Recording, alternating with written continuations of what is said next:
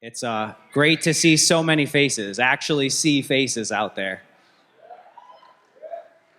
I'm just bringing up some notes on my phone, so bear with me a second here. All right. So thanks for the introduction, and Jonathan, thank you for all your hard work that you've been doing. I think he needs a round of applause. This guy's out here day in, day out, chasing Lamont around. His front page of the Hartford Courant was the best front page of the Hartford Courant I've ever seen in my life. So bravo. So I am a lifelong Connecticut resident and business owner here in the state, or at least I was, or still trying to fight for my business. We produce consumer trade shows, and unfortunately we've had to furlough, lay off, whatever you want to call it, about 13 employees back in March. Incredibly difficult times for a lot of people here, and it doesn't make sense, right? I'm not going to go over statistics with the people in this audience because all of you know the statistics. That's why you're here. They don't make sense. I don't know about anybody out there, but I'm a numbers guy, and the numbers just don't add up. Until you start looking into our governor, and you start looking into his wife's hedge fund, Oak Investments. So there's a couple bullet points I'd like to talk that I find very interesting facts about those connections. Many of us know, it's been in the Hartford Courant, 2 separate articles, that through Oak Investments, they own a company called SEMA 4. SEMA 4, even before COVID, had received over $4 million in grant money from the state of Connecticut. What does SEMA 4 do? They just happen to test for the COVID virus. They received one of 3 or 4 contracts for the state of Connecticut and are conducting about 10,000 COVID tests per day. Rough math, $300 per test at 10,000. That's about $3 million a day that company is making. I had to do a little of my own research to find this out, but SEMA 4 raised $120 million in July, giving them a $1.5 billion evaluation. Where do the Lamonts lie in reopening the state? Do you think they care about our health, or do they care about their profit? So just to add to the list, they have a laundry list of COVID goodies. They own a company called One Medical that specializes in online doctor's appointments. Pretty good for a pandemic. They own a company called Precision Medical, who specializes in fast-tracking vaccines and pharmaceuticals, including a COVID vaccine. They own a company called Revolution Foods, who's a commercial meal supplier delivering food on a commercial level. And they also own a company called AEL, a regional provider of esoteric and clinical laboratory services, who of course test for COVID in 5 southern states. Over the past 6 months, the Connecticut Department of Labor has received 950,000 claims for unemployment benefits. In a state of 3.5 million, that's a staggering number. 3.5 million is the total population, not the population of people working. That represents a staggering number of unemployed people. Meanwhile, the Lamonts are probably making tens of millions of dollars through their hedge fund. Every time I hear the guy talk, we need more testing, we need more testing. I wonder why you need more testing, Lamont. I would say that a good majority of people in this house behind us are completely corrupt. They only care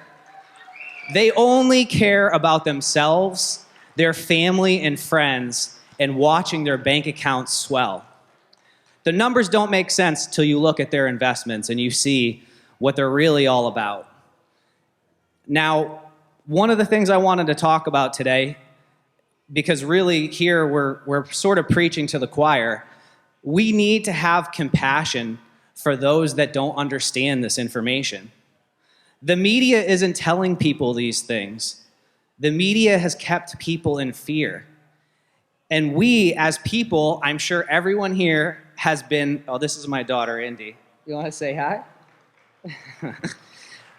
The media has kept people in fear, and there is no way for us to scream this information from the mountains because they censor us.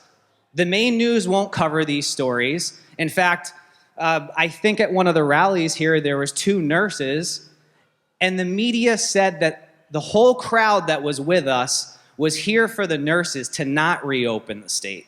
That's what our media does to us. So back to my point, we need to take the initiative to go grassroots. We can't, I'm sure everybody here has been censored or fact-checked on Facebook and online. We have to talk to people. I know it could be scary when we know that their views are so different than us.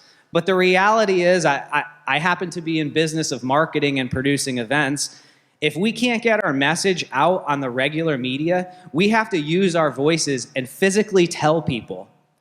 There's millions of people all across the world that are protesting right now. We have millions of people in Hong Kong, millions of people in Germany, tens of thousands of people in the UK. And they are all protesting these COVID restrictions and lockdowns because they know it is all BS. Again, we have to have compassion for these people because they are literally hypnotized by the media. People that don't have the strongest minds are going to believe whatever they're told repeatedly, again and again and again. These people truly believe they should be living in fear right now. So it's our job to spread this message. The media is not going to do it. Facebook is not going to do it. Do you think the Jeff Bezos of the world and the George Soroses of the world want us all coming together and spreading truth? They don't want it. They have us divided and they have us conquered. But the good news is people all over the world are waking up, and everyone here today is on the front line of that movement. But thanks. We have to have compassion for these people, and we have to use our voices and have those difficult conversations with people.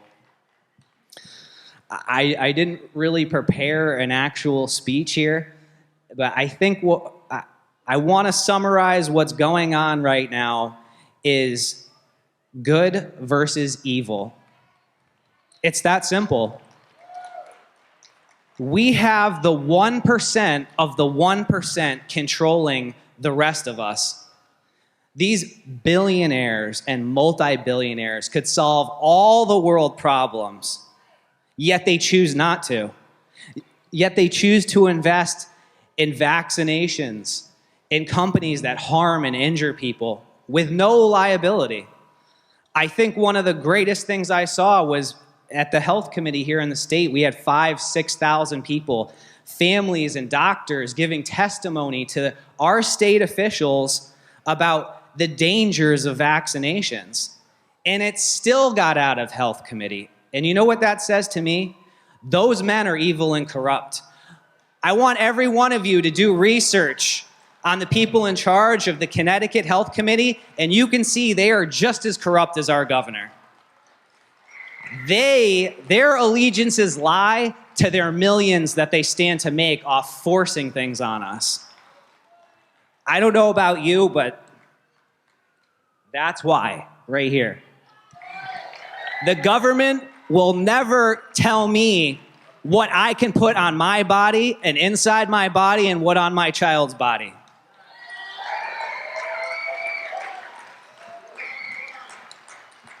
We can defeat evil, but it's everyone out there's responsibility.